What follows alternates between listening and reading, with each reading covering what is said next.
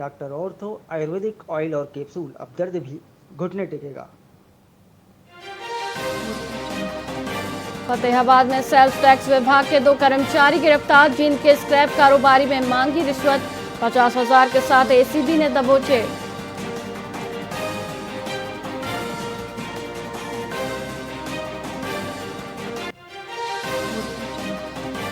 चंडीगढ़ के प्राइम सेक्टरों में प्लॉट खरीदने का मौका, 10 रिहायशी प्लाटों की होगी नीलामी। प्लॉट की कीमत 3 करोड़ से शुरू।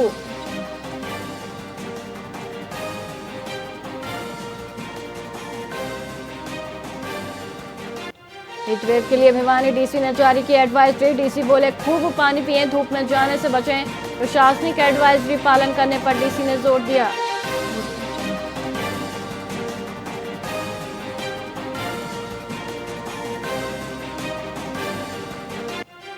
हिसार के नवनियुक्त डीओ ने किया पदभार ग्रहण। पदभार ग्रहण से पहले विद्यालय में किया पौधारोपण। बाल वाटिका में पौधा लगाकर शुरू की नई जिम्मेदारी।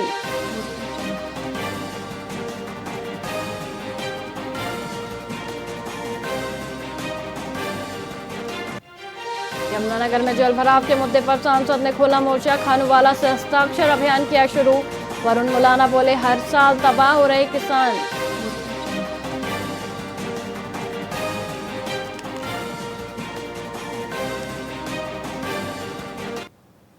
नमस्कार, आप देख रहे हैं वीआईपी न्यूज और मैं हूं आपके साथ वैशाली श्रीवास्तव। आइए रुक करते हैं खबरों की ओर।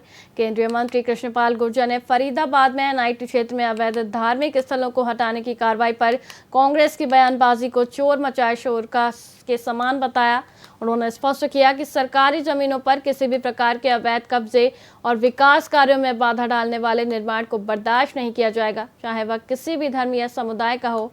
उन्होंने कहा कि फरीदाबाद को बेहतर सड़क संपर्क, आधुनिक सुविधाओं और विकास परियोजनाओं से जोड़ने का सरकार का लक्ष्य है। रैपिड मेट्रो, नई सड़कों और अन्य विकास योजनाओं में बाधा बनने वाले अतिक्रमणों को कानून के अनुसार हटाया जाएगा। उन्होंने कांग्रेस पर कब्जों को बढ़ावा देने का आरोप लगाते हुए कहा कि वर्तमान सरकार शहर को व्यवस्थित और विकसित बनाने के लिए प्रतिबद्ध है। ये मोदी और नायब सैनी जी सरकार है।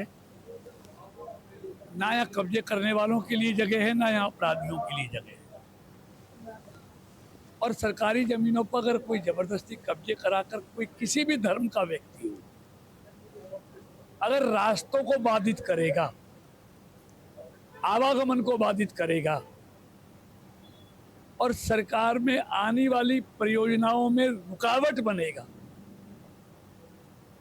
तो उन अवैध रुकावटों को निश्चित तौर पर, चाहे वो किसी भी धर्म का धार्मिक स्थल हो, पूजा स्थल हो, उसको, उस रुकावट को निश्चित तौर पर अवैध को हटाया जाएगा। उसमें कोई ड्रामा करे, कोई राजनीति करे, हमको शहर को सुंदर बनाना है। ये मोदी और नायब सैनी जी सरकार है। पानीपत के बहरामपुर गांव से एक सनसनीखेज मामला सामने आया है, जहां एक नवविवाहिता की संदिग्ध परिस्थितियों में मौत हो गई।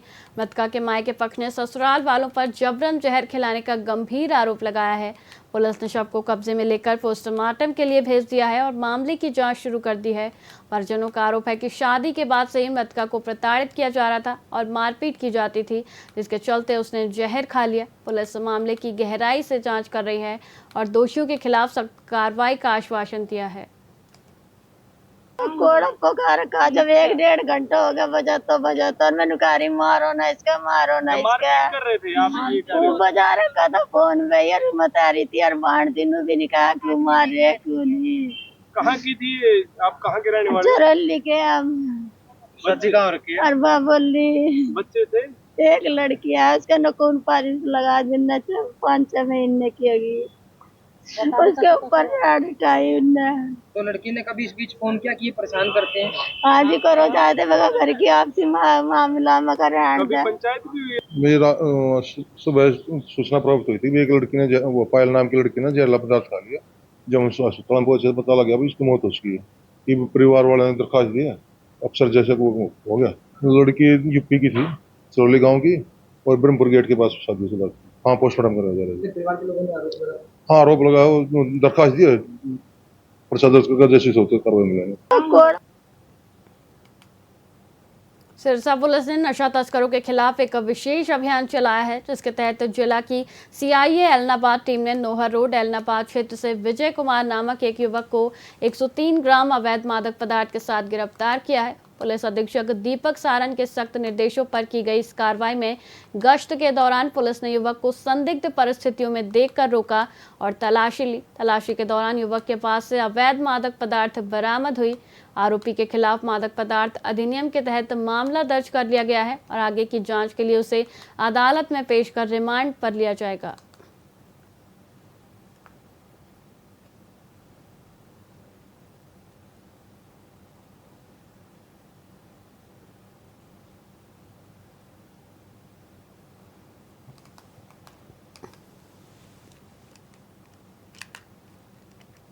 यमुनानगर शहर में यातायात जाम और अतिक्रमण की गंभीर समस्या को देखते हुए यातायात पुलिस ने सख्त कार्रवाई शुरू की है।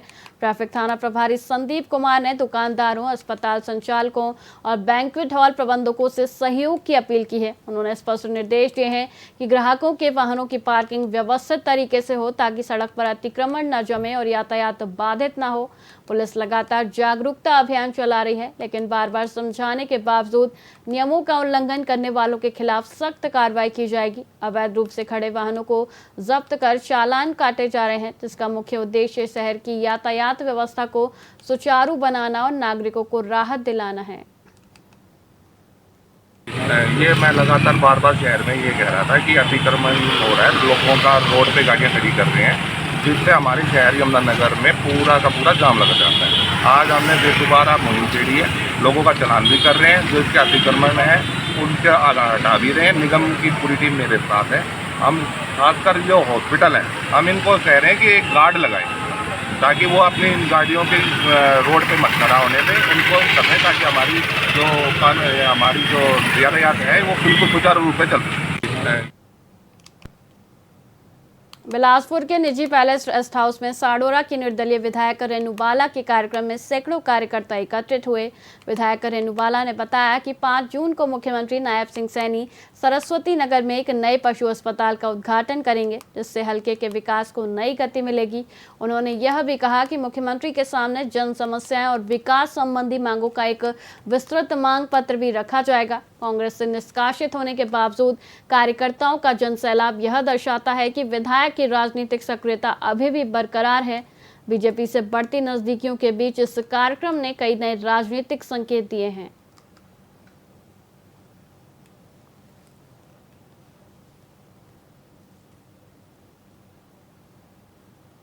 कि पिछले 1 महीने से कुछ बातें ऐसी हुई हैं जो सबको पता है, जग जाहिर भी है, लेकिन मैं तो यही कहना चाहूँगी कि लोगों में एक उत्साह है और आज उसी उत्साह के कारण आज इतनी भारी संख्या में हमारे बिलासपुर ब्लॉक के जो ये हमारे साथी हैं सब इकट्ठा होकर यहाँ पहुँचे। माननीय मुख्यमंत्री जी 5 तारीख को सरस्वती नगर मुस्ताबाद में एक एनिमल हॉस्पिटल का उद्घाटन करने आ रहे हैं, जिसमें हमारे सभी लोग किसान हैं, पशुपालक हैं और जिनमें हमारे पशुओं को काफ़ी जो दिक्कत है वो उनको परेशानी का सामना करना पड़ता है कि पिछले